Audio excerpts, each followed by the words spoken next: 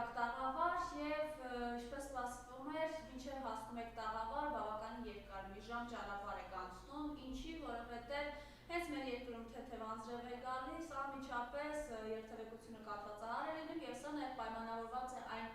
ցեխափոսերով, որոնք մենք տեսնում ենք ամեն օր բոլոր փողոցներում գրեթե քաղաքի։ Մի թեմա, որի մասին դուք էլ եք պարբերաբար բարձրաձայնում, իհարկե կաթվածահար երթևեկություն, քանդված ասֆալտ, մի բան, որով կերակրում են իրենց ժողովրդին։ Խնդրեմ այս մասով ձեր տեսակետը այս քաղաքի խնդիրների հետ կապված եւ նաև հաջորդի ունեք թեմաներ Նիկոլ Փաշինյանի հարցազրույցի վերջին մի քանի շեշտադրումներ կա, որոնց կանդրադառնաք, Վենսի այցին ընդառաջ դուք եւս անհետ կորածների հարազատների հետ սկզբում ԱՄՆ դեսպանատան դիմացեք, հետո Բաղրամյան Պողոտայում, ինչպես են այս մարդկանց, ովքեր առանց այն էլ ծանր ցավի մեջ են, որոնք տեղեկություն չունեն մինչև անգամ իրենց զավակներից, ուղղակի քարշ տալիս այս դռնից այն դուռը, ազգային ժողովում էլ տեսանք ընդունարանում հարազատները ուղղակի նստած էին, ներողություն բարիս համար, բայց դա ցուցիչ է անտերության մատնված, համեցեք։ Շնորհակալություն։ Նախ ասեմ, որ այսօր առավոտյան ժամը 7:30-8-ի կողմերը դուրս եմ եկել Հայանիստ համայնքից, խոշորացված համայնքից, տեսաձայնագրությունը կա։ Այդ Նիկոլ Փաշինյանը, որ ասում էր ասֆալտը, այսպես մի հիացական։ Այո, մենք հասկանում ենք, ասֆալտը ամենամեծ փողերի լվացումը հենց ասֆալտի մեջ է։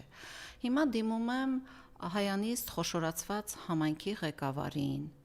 Արարատի մարզպետին, տարածքային կառավարման նախարարին։ Մտել եք այդ գյուղ։ Բոլորի ոտքերին երեխաների առավոտյան, որ գնում էին դպրոց, Երևան City տոպրակներ էր քաշած, որովհետև մինչև ծնկները ցեխի մեջ էին։ Մտել եք այդ գյուղ, թե սպասում եք ձեր տիրադավերով գան այդտեղ եկեղեցի բան լինի, մի քիչ շեբին լցնեք։ Ասում են, մենք այսքան բերեցինք, որովհետև սա արեցինք, նա արեցինք, իրական պատկերը, Երևանից դուրս եկեք, մտեք Երևան, առանձնապես մեծ բանով իրարից չեն տարբերվում։ Երեք Դավթաշեն այդ կամրջի վրա մեքենաներ էին, տարբեր մեքենաներ, անիվները ծակվել է։ Տիգրան Ավինյանն ասում է գնացեք փորձաքննության, պարզեք, որ այդ անիվները, այդ ասենք բան, մի մարդաբոյ փոս էր։ Այդ փոսից է առաջացել։ Օրեր առաջ ես մի տեսանյութ էի հրապարակել, որտեղ Տիգրան Ավինյանի անգործության արդյունքում մեքենաները Սահադաշտի վերածված ճանապարհին իրար էին հարվածել։ Մարդիկ դիմել են ապայի համար, ասում են մեղավորը դուք եք եղել։ Հիմա ասում ենք, այս ասֆալտը ինչի է քանդվում, ասում է աղ շատ ենք լցրել։ Երբ որ պետք է լինում գալիս ենք աղ լցնելու ժամանակ, ասում ենք աղ ինչի չեք լցնում, ասում են չենք հասցնում։ Իրականությունը մեկն է։ Սոված թիմը եկավ եւ սկսեց խմել ժողովրդի արյունը։ Բոլոր ոլորտներում։ Ես հիմա մենք առնչվում ենք առավելապես այս երթևեկության ճանապարհների այս անմխիթար վիճակի հետ, բայց բոլոր ոլորտներում այս սովածների թիմը եկավ եւ սկսեց խմել ժողովրդի արյունը։ Հիմա այս 4 ամիսների ընթացքում մենք ականատես կլինենք բարձրագույն կրկեսի սուտասաների, գողերի իշխանությունը մեզ հիմա ամեն ներկայացում ցույց կտա, որպեսզի ասի մենք սա ենք արել, մենք նա ենք արել։ Աշխարհի երեսին բան չի մնա, որ իրենք ցույց չտան ու չասեն, որ իրենք այս սա են արել, այ նա են արել։ Ցավոք նախընտրական այս этаպում մենք տեսնում ենք ոչ միայն Փաշինյանական իշխանության այս, որ իրենք անում են, այլ նաև արտաքին ուժերի աջակցությունը այս իշխանությանը։ Մի իշխանություն, որ եկավ, հանձնեց Արցախը, հանձնեց Հայաստանի սուվերեն տարածքից զգալի հատված,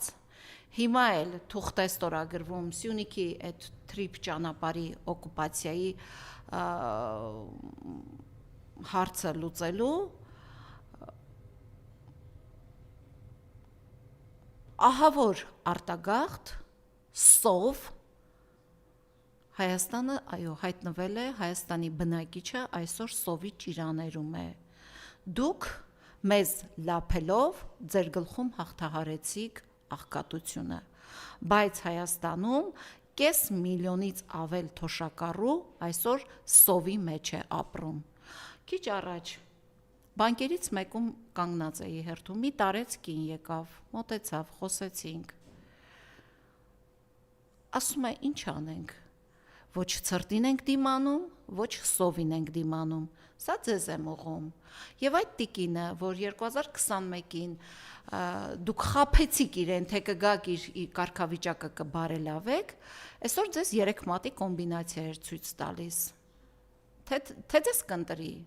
այդ դա էր ձեզ ցույց տալիս։ 3 տաքսու վարորդի հետ էի խոսում։ Հիմա թմբուկ կնվագեք, դհոլ կխփեք, ակարդեոն կնվագեք, ինչ ուզում եք արեք։ Երիտասարդներին դուք դրանով չեք գրա, որովհետև այս երիտասարդները շատ լավ տեսնում են դուք ինչպես իրենց տարեկիցներին անվանեցիք դասալիքներ, ինչպես իրենց տարեկիցներին տարակ թուրքական բայրակթարի տակ, եւ այսօր դուք հրճվում եք։ Ձեզ մնացել է խափել, դուք խափելուց այն կողմ, սուտ ասելուց այն կողմ, ոչինչ չեք կարողանում անել։ Դուք անգամ Միացյալ Նահանգների բարձրաստիճան պաշտոնյայի խոսքը խեղաթյուրեցիք, թե տեսեք 9 միլիարդի ներդրում, տո չգիտես։ Դուք հենց փողի անուն լսում եք, միանգամից դա ձեր գրպանում եք պատկերացնում։ Չէ, այն մարդիկ էլ իրենց գրպանում են պատկերացնում։ Մտածում են, որ այդ գումարը պիտի գնա Միացյալ Նահանգներ, աշխատատեղեր բացվեն, իսկ մեզ, որպես երկրորդ սորտի պետություն, ինչ կշպրտեն, կամ մեզանից ինչ կտանեն։ Այսօր մի գրառում էի կարդում, որ մինչև Հայաստանի Հանրապետության քաղաքացու ընտրությունը մեր փոխարեն արդեն ընտրություն կատարում է Միացյալ Նահանգները, այո, մինչև հունիսյան ընտրության օրը, երբ ՀՀ-ն կմոտենա, ՀՀ քաղաքացին կմոտենա իր ընտրությունը կատարելու, արդեն Էրդողանը ընտրել է Նիկոլ Փաշինյանին, Ալիևը ընտրել է Նիկոլ Փաշինյանին, Մակրոնը ընտրել է Նիկոլ Փաշինյանին, փողնել հետն է, ասել է փողնել կուղարկեմ, ինչքան կուզես կբաժանես։ Միացյալ Նահանգները ընտրել է Նիկոլ Փաշինյանին։ Տերերն էինք ման գալիս այս մարդկանց, տեսեք ոնց են բացահայտվում։ Իրենց գլուխ են բարձրացնում։ Իրենց ասում են, այս մեր տղեն է, օգնելու ենք, որովհետև այս տղու հետ այդ երկրները հույսեր ունեն կապած։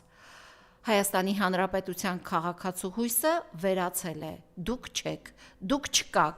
որևէ քաղաքացու բացի այդ ձեր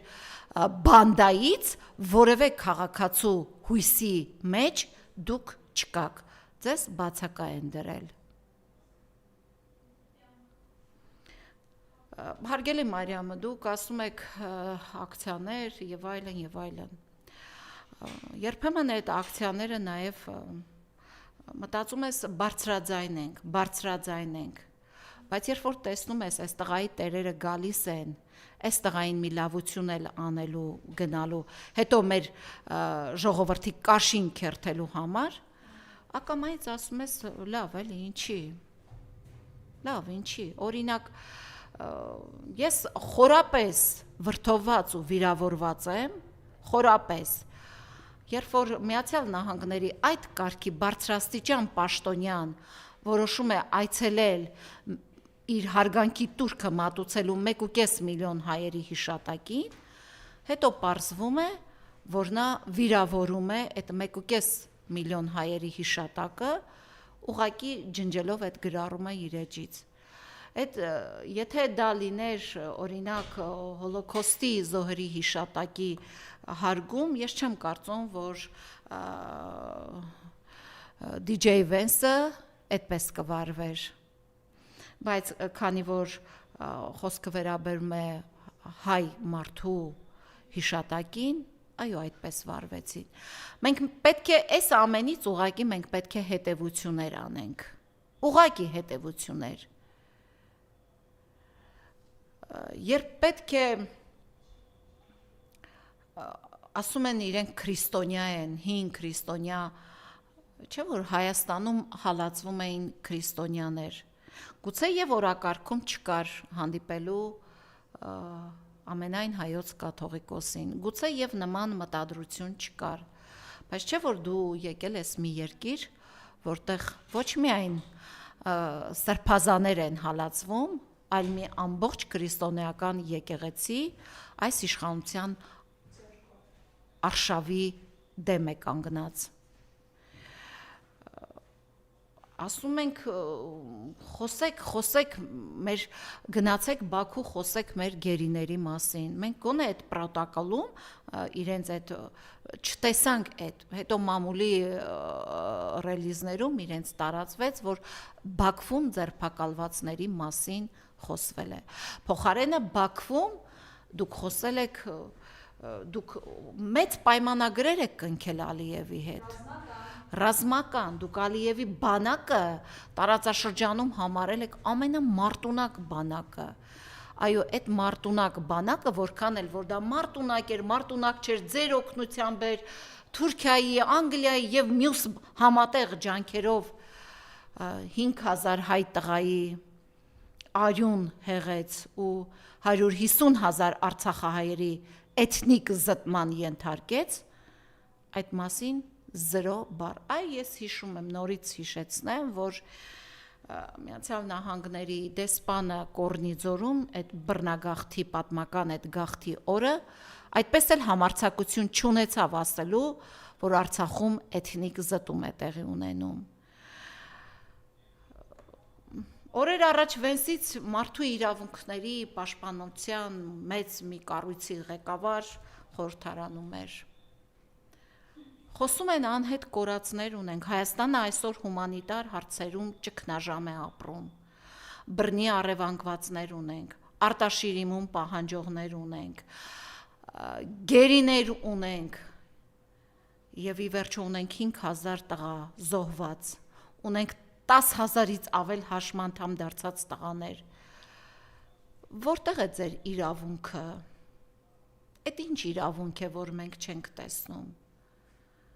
Այդ ինչ շահ է, որ դուք կարողանում եք այդ շահով, ասում էին առաջ եվրոպատգամավորները դոլարով, խավիարով, չգիտես, բիզնեսներով, բանով ծախվում են։ Ինչով եք ծախվում։ Հիմա հարցնում եմ, Էմանուել Մակրոն, քո երկրում գործող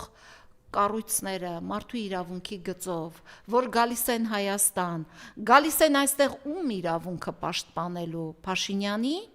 Ալեն Սիմոնյանի, Ռուբեն Ռուբինյանի, ում Արարատ Միրզոյանի, այդ մարդկանց իրավունքները դուք եք պաշտպանում, Թրամփն է պաշտպանում, Լոնդոնն է պաշտպանում, Էրդողանն է պաշտպանում, Ալիևն է, որևէ մեկը չի թաքցնում։ Ում իրավունք, ինչու եք այդ պատվիրակությանը ուղարկում Հայաստան։ Երբ որ ձեր պատվիրակության ղեկավարը գլուխը կախում է հումանիտար հարցի անուն լսելուց։ Ինչու եք ուղարկում։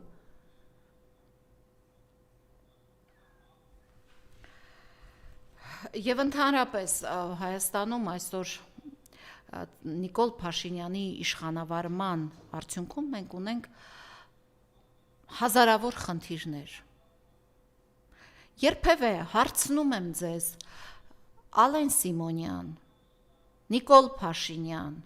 Արարատ Միրզոյան, Ռուբեն Ռուբինյան, հարցս ձեզ է ուղված։ Որևէ արցախցու տան դուռ թակել եք, մտել տեսել եք, ինչ վիճակով են ապրում։ Այդ մարդկանց տնավեր արել բերել եք։ Որևէ մեկը թող ցույց տա, բացահայտ կանգնի, ասի մեկ արցախցու դուռ թակել է, տեսնեն այդ մարդիկ սովի ճիրաներում եք մատնել։ Արսեն Թորոսյան, այդ որ նստել ես տակ-տակ, այսպես խոսում ես ինչ-որ մտել ես մի թոշակառուի տուն ես ցուրտ եղանակին տեսնես, մեռածա թե կա, մտել եք այդ մարդկանց տները։ Ուղիղ հարց եմ ուղում, մտել եք այդ մարդկանց տները, թե ձեզ սուտ ինչ զեկուցում են, դուք էլ այդ սուտը դարձնում եք ձեր համար գործելավոճ։ Մտել եք զոհվածի մի ընտանիքի տուն, անցած օրը տիկինն ասում էր, որևէ մեկը մեր դուռը չի թակել։ Ձեր գործողությունների արդյունքում են այդ մարդիկ իրենց կյանքը վերածել դժոխքի, մտել եք այդ մարդկանց տուն։ Երբ որ ես ասում եմ այդ մարդկանց տուն, խոսքը 600,000 թոշակառուն է, խոսքը 150,000 արցախցին է, խոսքը 5,000 մեր տղերքն են, խոսքը հարյուրավոր անհետ կորածներն են, եւ ընդհանրապես աղքատության մեջ տառապող 23% ձեր պաշտոնական տվյալն է, ըստ իմ տեղեկությունների 50-ից ավել տոկոսը Հայաստանի աղքատության ճիրաներում խարխափում է։ Մտել եք այդ աղքատի տունը, մտել եք տեսնեք ոնց են ապրում։ Չէ մի թրիփի ճանապարհ, այն Վենսն էլ ասում է դրա վրայով առաջինը անցա, տո լավ է, լուրջ եք ասում։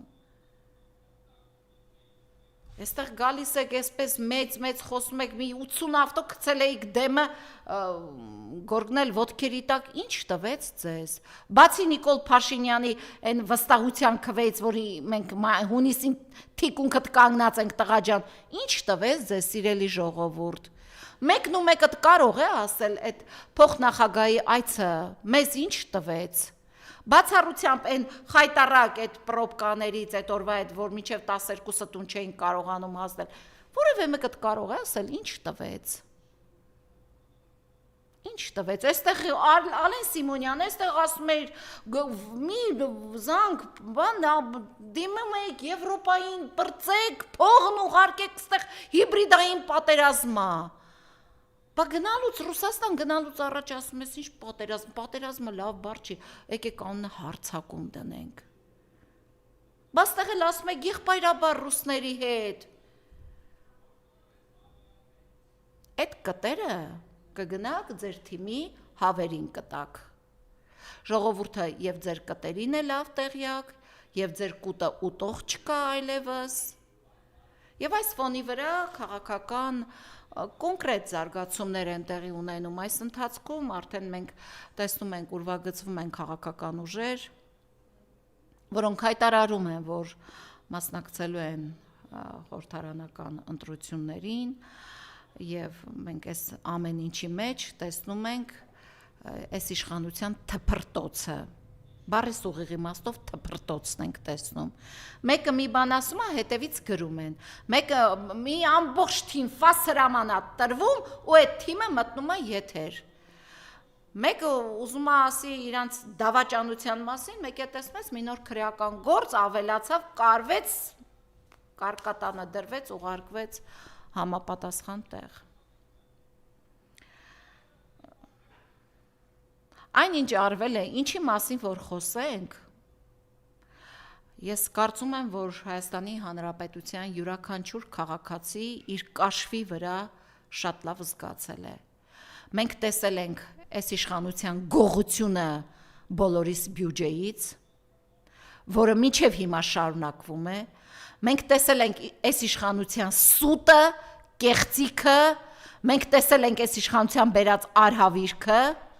տեսել ենք, եթե որևէ մեկը բացի այդ իրանց այդ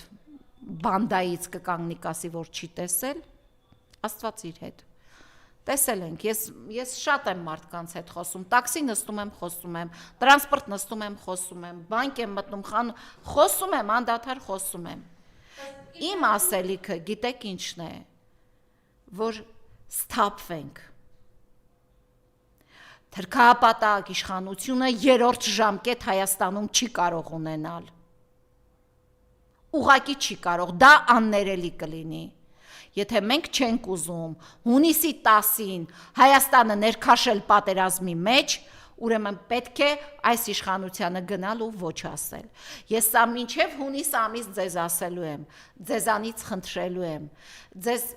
ներկայացնելու եմ, թեպետ դուք բոլորիցս շատ ավելի լավ գիտեք։ Տեսեք թոշակառուների նեղացրեց, հիմա մտածում է այդ խավը իրան չի, թմբուկ բան է սկսել, որ երիտասարդներին։ Չկա, էդ էլ ձերը չի։ Էդ էլ ձերը չի։ Գնացեք Ստամբուլում մանեկեք ձեր քվեարկողներին, Բաքվում, չգիտեմ, գնացեք ձեր որտեղ կգտնեք, այնտեղ փնտրեք ձեր ընտրողներին։